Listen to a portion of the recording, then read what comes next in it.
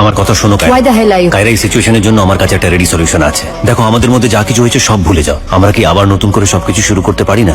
একবার চেষ্টা করো কায়রা, আমাকে নতুন করে ভালোবাসার। Please Kiara, please.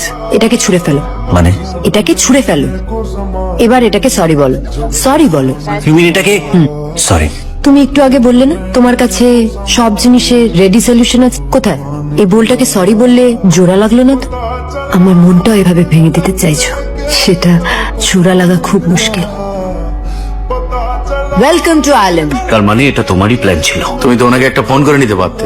আমরা আজকে পৌঁছলাম। তোমরা খুব ভালো করে জানো তোমরা আজকে আসোনি, তোমরা এসছো 3 দিন আগে, আর এসেই তোমরা চলে গেছো ন্যাশনাল লাইব্রেরি অফ আয়ারল্যান্ডে আমার বাবার গ্যাস লাইনের সাথে যুক্ত হওয়া 30 বছর পুরনো ইকো জোন আর্টিকেলটা কালেক্ট করতে।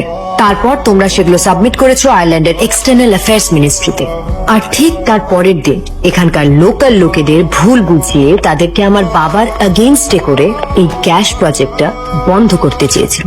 আর এগুলো করার কারণ শুধু একটাই, 2 দিন বাদে এনভায়রনমেন্টাল কমিটির সদস্যরা আসবে, আর তারা যদি এই প্রজেক্টে ক্লিয়ারেন্স সার্টিফিকেট না দেয় তাহলে এই প্রজেক্টটা বন্ধ হয়ে যাবে, আমার বাবার স্বপ্ন ভেঙে যাবে, আর তোমরা জিতে যাবে। আর এই অপারেশনের নাম তোমরা দিয়েছো লিড। ডি এর মানেটা আমি এখনো বুঝতে পারছি না, যতক্ষণ না বুঝতে পারি তোমরা সবাই এখানেই থাকবে। কি ভাবছো তুমি? তুমি একদম কিচ্ছু ভাববে না। কারোর ভাবাটাও কি অন্যায়? তোমার ভাবা মানেই প্ল্যানিং প্লটিং করা। তাহলে তুমি বলো কি করব? আমার প্রশ্নের উত্তর দাও। ডি এর মানেটা কি?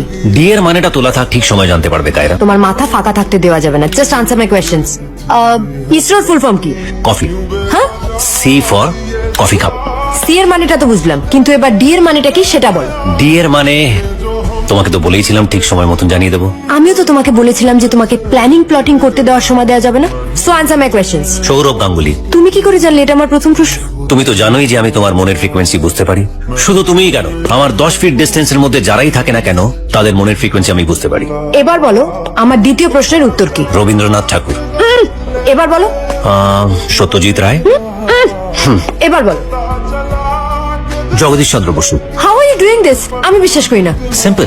নেক্সট টাইম থেকে তুমি যখন কোনো কোয়েশ্চেন পেপার সেট করবে তখন সেটাকে কোনো জায়গায় লুকিয়ে রেখো, এইভাবে ওপেনলি কিচেনে রেখো না। তোমার আসল প্রশ্নের উত্তরটা তো জেনে যাও। D stands for DNA. I need the reports latest by tomorrow.